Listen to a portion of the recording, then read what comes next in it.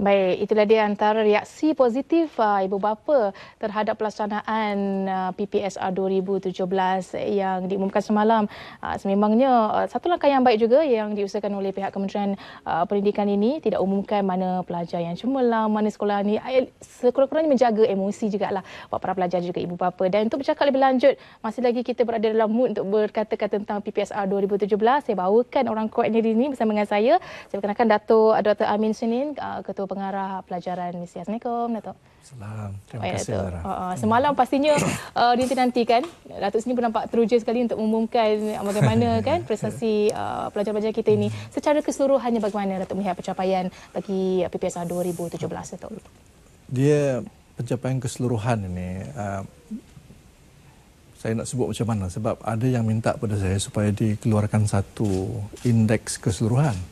Saya kata tidak mungkin kita keluarkan begitu sebab keputusan yang kita keluarkan ni ada 4 komponen. Dan 4 komponen ini dia mengukur komponen-komponen yang berbeza.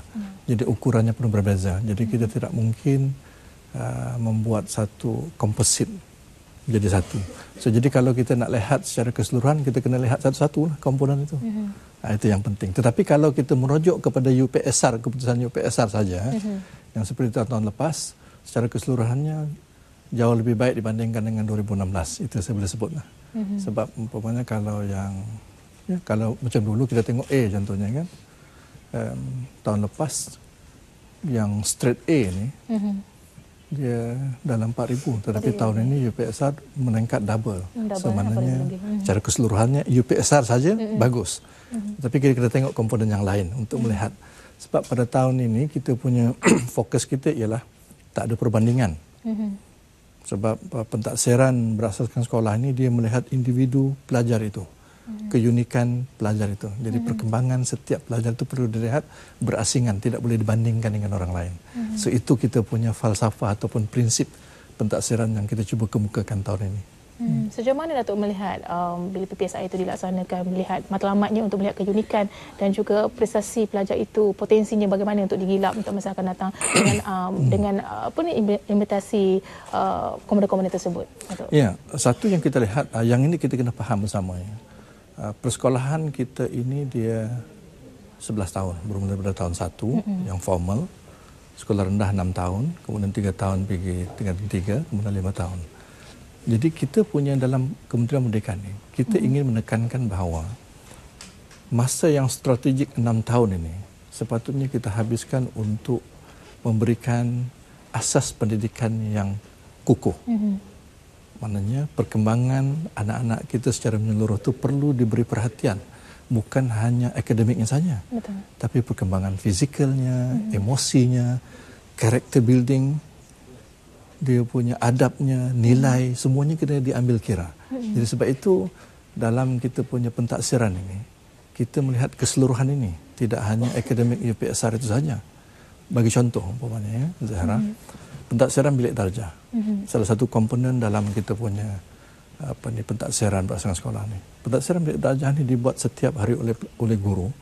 Bukan saja melihat kepada kognitif ataupun akalnya saja, tetapi juga bagaimana dia menggunakan pentaksiran harian ini untuk melihat perkembangan emosi, perkembangan psikologi dari segi nilai anak-anaknya, adab anak-anaknya itu kan, anak muridnya itu, dan juga bagaimana sosial dia bergabung, bekerjasama dengan rakan-rakan yang lain. Yang ini dibangunkan setiap hari di kelas. Sebab itu pentaksiran bilik darjah itu, dia punya skalanya tak sama dengan yang UPSR. Betul. Skalanya mengukur semua aspek anak itu. So jadi kena lihat yang itu juga. Jadi penting untuk kita melihat perkembangan menyeluruh sebab pada kita setiap anak itu berbeza-beza. Dia punya keunikan perkembangannya. Dan UPSR ini hanya komplement kepada yang lain saja. Maksudnya kalau kita abai yang lain ni, kita mengabaikan perkembangan menyeluruh anak-anak kita itu. Agak terbatas lah.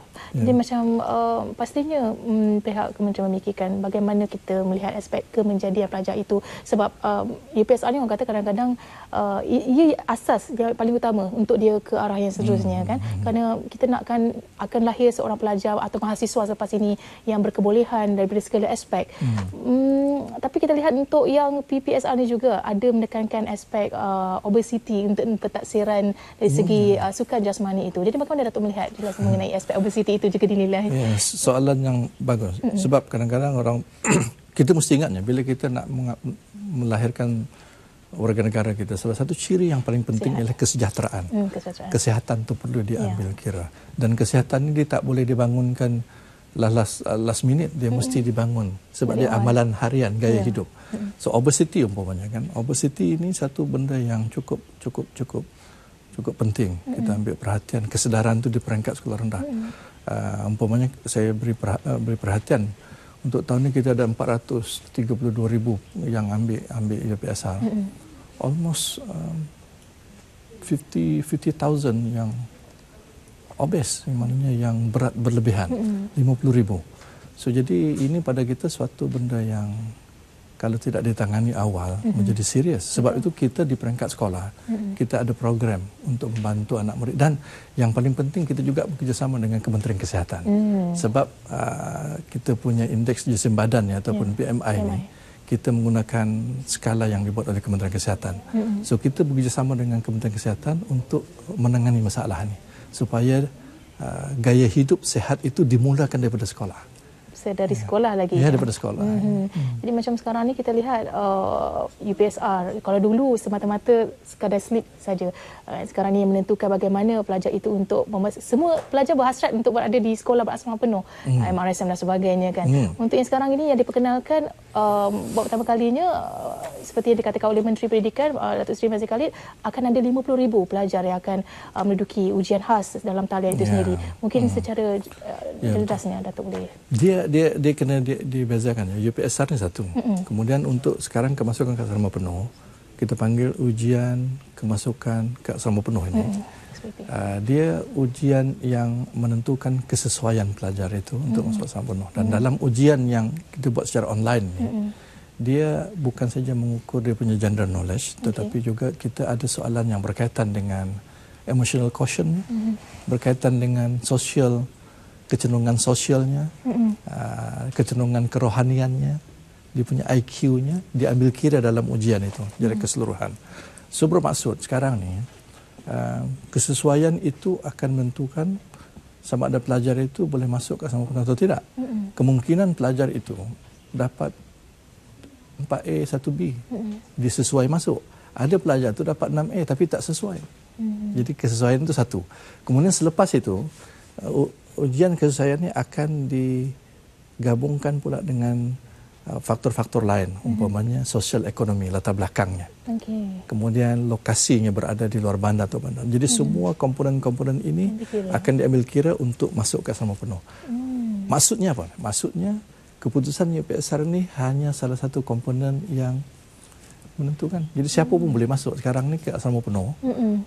Latest yang saya diberitahu dah 60,000 dah. Sebenarnya semua boleh masuk. Semua boleh, berpeluang sebenarnya. Boleh berpeluang kalau dia tak ada masalah. Okey, macam apa lagi sebenarnya mekanisme lain yang mungkin Kementerian Pendidikan dah susun atur untuk memastikan kecemerlangan dan juga prestasi kemajuan pelajar ini akan terus meningkat dari semasa ke semasa? Kita tengok begini, dalam kita punya pendidikan ya, macam kita kata tadi, di sekolah rendah ni kita memberikan dia asas, asas kompetensi yang diperlukan untuk dia dewasa nanti. So semua aspek umpamanya. Saya bagi contoh ya, Zahra.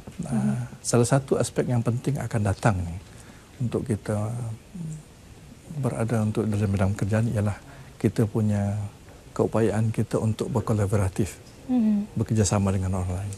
Sebab itu dalam kita punya pendidikan di bilik darjah sekarang ni, kita panggil apa yang kita namakan pembelajaran abad 21. Mana setiap pelajar tu akan diajar dalam bentuk kumpulan. Dan kumpulan ni kita buat dalam bentuk pelbagai ability, pelbagai kemahiran pelajar itu kita gabungkan supaya mereka boleh bekerjasama, berkolaboratif dalam pembelajaran itu. Dan ini merupakan nilai penting yang kita tanam sejak daripada awal. Kalau dulu kan kelas kita dalam bentuk yang berasingan, sekarang kita bentuk dalam bentuk kumpulan. Sebab kita tahu, kita kena didik daripada awal, daripada sekolah rendah lagi, kaedah ini supaya bila dia keluar nanti, berkolaborasi itu merupakan sebahagian daripada nilai amalan harian dia. Jadi tidak ada masalah dalam bidang pekerjaan. Itu bagi contoh saja. Sebab itu banyak lagi benda-benda yang kita kena lihat secara menyeluruh dalam pendidikan di peringkat asas ini yang kita tidak boleh abaikan. Jangan tumpukan hanya satu aspek saja, nanti kita akan kehilangan banyak aspek lain yang kita akan rasa kerugian nanti. Jadi ke arah ke bilik darjah abad 21 itu sendiri, bagaimana dari segi fasiliti dan juga kelengkapan yang kementerian dah pun sediakan, ataupun kesediaan pelajar itu sendiri bagaimana? Sebab itu kalau kita tengok dalam pentaksiran yang baru ni, kita ada satu aspek yang kita panggil psikometrik. Psikometrik. Dalam psikometrik ini kita ada kecenderungan pelajar yang 8 tu kan. Ada pelajar-pelajar kita ini cenderung, umpamanya dia cenderung dalam logik matematik. Ada pelajar ni cenderung daripada segi komunikasi. Ada pelajar ni pelbagai kecenderungan. So, jadi guru di bilik darjah menggunakan kecenderungan ini untuk membentuk kumpulan. Setiap kumpulan tu dia punya multi ability. Itu satu. Yang kedua, guru juga akan menggunakan kecenderungan ini untuk membezakan cara dia membuat intervensi kepada pelajar itu. Pelajar ini tidak sama cara belajarnya dengan pelajar ini. So, jadi setiap pelajar itu unik. Jadi guru kena mengambil kira keunikan dan cara mengajarnya juga. Kaedah mengajarnya. Itu satu. Yang kedua, kepada ibu bapa penting psikometrik ini. Sebab kita bagi tahu, contohnya semalam saya bagi tahu kepada seorang ibu bapa tentang kecenderungan anaknya. Oh, baru dia tahu anaknya rupanya dia cenderung interpersonal, contohnya. Interpersonal maknanya dia suka melihat ke dalam dirinya. So, sebab itu dia kurang bercakap. So, jadi dia pun susah hati. Kenapa anaknya itu kurang bercakap? Saya kata, jangan susah hati. Memang anak kita cenderung begitu. Jadi kita mesti lihat keunikannya. So, jadi setiap anaknya itu, bila dia tahu, jadi dia tidak susah hati kan anaknya begitu. Dia tahu anaknya memang begitu. Ada pula seorang tu, dia anaknya kinestetik.